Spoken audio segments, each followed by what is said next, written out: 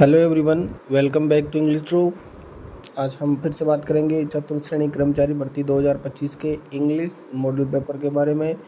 आज का हमारा पेपर है होने जा रहा है, वो होगा 55। तो स्टार्ट करें आज का हमारा पेपर। फर्स्ट क्वेश्चन है, pick out the correct verb form. She was walking along the road comma when she blank him. Option है met, have met, was meeting और मीट। तो देखो हमारे पास सेंटेंस क्या लिखा है, वैन। ठीक है, जब भी वैन दो सेंटेंस को आपस में जोड़ता है तो वैन के बाद वाले सेंटेंस में सेकंड फॉर्म और पहले वाले में वॉज वर या फिर हैड। तो देखो वैन से पहले वाले सेंटेंस में क्या दिया हुआ है, वॉज वर। तो ये वाला पार्ट कंप्लीट है, बचा सेकंड पार्ट, और उसमें किसका यूज होगा, सेकंड फॉर्म का। तो यहाँ पे सेकंड फॉर्म है मीट की सेकंड फॉर्म क्या होती है, देखो ये मीट फर्स्ट फॉर्म है, वॉज मीटिंग है, मेट ओनली सेकंड फॉर्म कहाँ पर है, ऑप्शन ए। नेक्स्ट क्वेश्चन है, select the correct form of the verb. See blank the right answer. Select the correct form of the verb, see blank the right answer.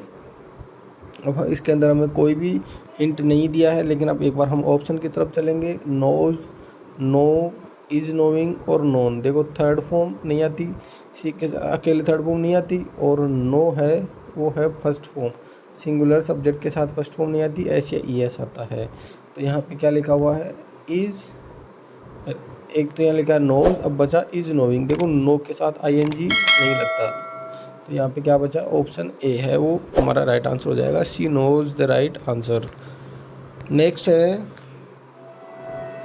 Change into the passive voice by selecting the correct alternative. Passive voice में हमें change करना है। Sentence है, do you know हर। अब देखो वही हमारा passive voice करने का तरीका। देखो डू डज, डू डज किस में चेंज होता है, इज, एम और आर के अंदर। देखो डज दिया हुआ है, नहीं होगा, आर है, इज और हैज, दो के ऑप्शन कैंसिल हो चुके हैं। अब बचा आर यू। देखो ऑब्जेक्ट क्या है, हर, सब्जेक्ट में चेंज करेंगे तो क्या हो जाएगा, सी, और सी के साथ क्या आता है, इज, ना कि आर। तो इसका मतलब ऑप्शन सी है वो हमारा राइट आंसर हो जाएगा। नेक्स्ट है, they have not caught the thieves. They have not caught the thieves, passive voice में चेंज करना है। हैज हैव हमें दिया हुआ है, हैज हैव आया तब हम क्या करते हैं, उनके आगे हैज हैव के आगे क्या ऐड कर देते हैं, बीन ऐड कर देते हैं। तो यहाँ पे देखो, the thief has not been, will have not been और वर, दो ऑप्शन कैंसिल हो गए। अब देखो द थीव्स हमारा ऑब्जेक्ट है, सब्जेक्ट में चेंज होगा तो ये यहाँ क्या रह जाएगा, हैव का हैव, जबकि यहाँ पे क्या दिया हुआ, थीव्स के साथ हैज। यहाँ क्या आएगा, have not been caught by them, option C. Next है, choose the correct reported form. Could you pass the sugar, comma please she said. She said please could you pass the sugar. तो देखो she said और sentence reported speech किससे start हो रहा है, please kindly से। तो जब भी प्लीज़ काइंडली दी हुई हो रिपोर्टेड स्पीच में, तो सेड है वो किस में चेंज होता है, रिक्वेस्टेड में। अब हमारे सामने चार ऑप्शन है, जिसमें फर्स्ट लिखा है सी रिक्वेस्टेड, सी एडवाइज, सी ऑर्डर्ड और सी टोल्ड। तो ये तीनों कैंसिल हो जाएंगे, बचेगा ऑप्शन ए। नेक्स्ट है, he is doing MA from blank university in India. कि इंडिया में कोई यूनिवर्सिटी है, उससे वो क्या कर रहा है, MA कर रहा है। तो यूनिवर्सिटी किसका साउंड आ रहा है, ये का कॉन्सोनेंट साउंड है, व्यंजन साउंड आ रहा है, तो किसका यूज होगा, ए, द, मतलब एन, द और ए, या फिर नो आर्टिकल। तो यहाँ से क्या हो जाएगा हमारा ऑप्शन ए। ऑप्शन सी है वो राइट आंसर हो जाएगा, आर्टिकल आएगा यहाँ पे ए।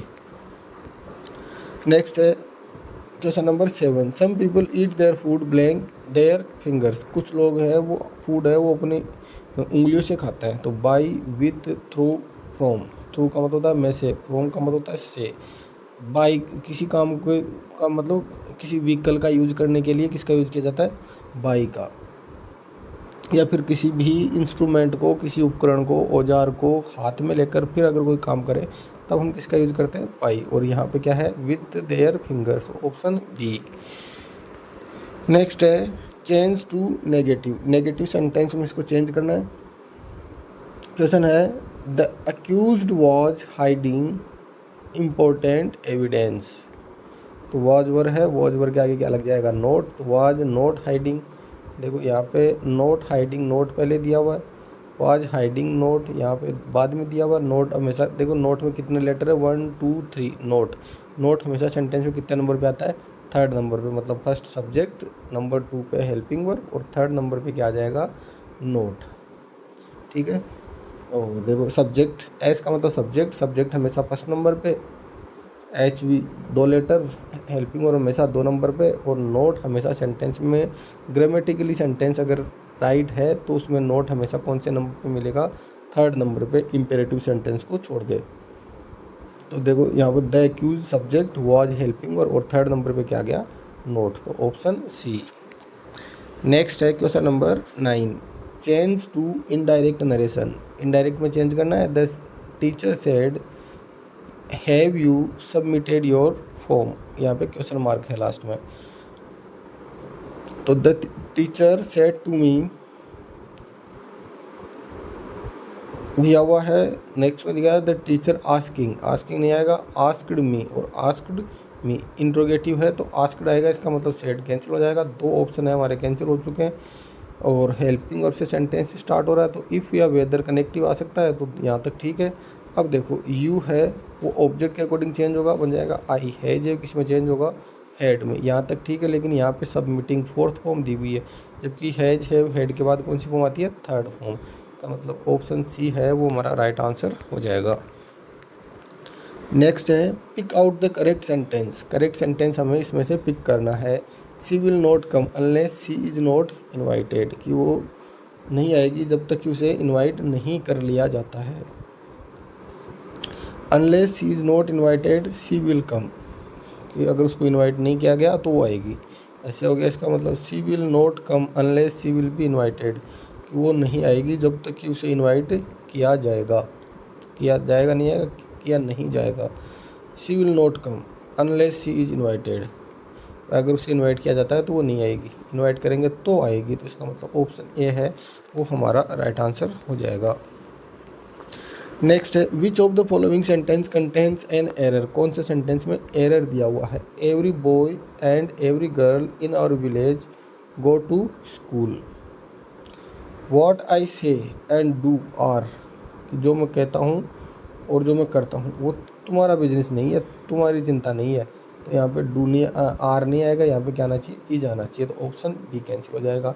ब्रेड एंड बटर, देखो ये फ्रेज है और फ्रेज के बाद में हमेशा कौन सी वर्ब फॉर्म आती है, फर्स्ट फॉर्म सिंगुलर वर्ब का यूज होता है। यहाँ पे क्या दिया हुआ है, हैव, क्योंकि यहाँ पे क्या होना चाहिए, has. The majority of the students are boys, कि जो स्टूडेंट्स में जो मेजोरिटी है वो किसकी है, बॉयज़ की। तो स्टूडेंट्स आर बॉयज़, यहाँ पे आर नहीं आएगा, यहाँ पे क्या आएगा, इज। तो ऑप्शन ए है वो हमारा विच of the following contains an error. एक सेकंड क्वेश्चन को वापस से रिपीट करेंगे, इसमें से वो बताना जिसके अंदर एरर दिया हुआ है। यहाँ पे तो एरर एक ही सेंटेंस में जिसमें क्लियर एरर दिख रहा है वो होगा option B, bread and butter. Bread and butter है वो एक फ्रेज है, ठीक है। तो बटर है, तो यहाँ पे क्या हो जाएगा, हैव की जगह क्या आ जाएगा, हैज। तो यहाँ ऑप्शन सी है, इसके अंदर एरर है।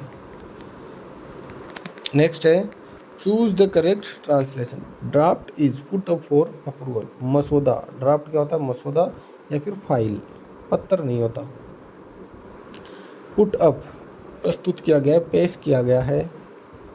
फॉर अप्रूवल क्या करने के लिए, अप्रूव करने के लिए, अनुमोदन करने के लिए। तो ये देखो मसौदा अनुमोदन के लिए प्रयुक्त नहीं है, पुटअप किया गया, प्रस्तुत किया गया, तो ये फाइल अनुमोदन के लिए प्रस्तुत है। ऑप्शन बी है वो हमारा राइट आंसर हो जाएगा।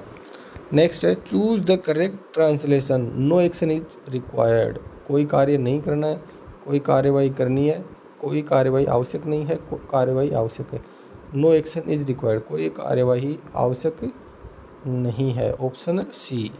नेक्स्ट है डेपुटेशन के लिए हिंदी पारिभाषिक शब्द है। डेपुटेशन के लिए हिंदी पारिभाषिक शब्द क्या हो जाएगा, डेपुटेशन के लिए हिंदी पारिभाषिक शब्द है नियुक्ति, प्रतिनियुक्ति, स्थापना, स्थानापत्र या अनुमोदन। डेपुटेशन क्या होता है, प्रतिनियुक्ति, ऑप्शन बी। नेक्स्ट है the burglar got in the. Burglar कौन होता है? लुटेरा, डाकू, जिसको चोर लुटेरा होता है उसको क्या कहा जाता है? डकैत। बर्गलर होता है। गोट इन अंदर घुसा, द विंडो किससे होकर? द विंडो खिड़की से होकर। तो से होकर, में से होकर का अर्थ में एट, बाई, थ्रू और फ्रॉम कौन सी प्रीपोजिशन का यूज होता है? ऑप्शन सी, थ्रू का। तो हो जाएगा the burglar got in through the window. तो ये था आज का हमारा पेपर। Thanks for watching.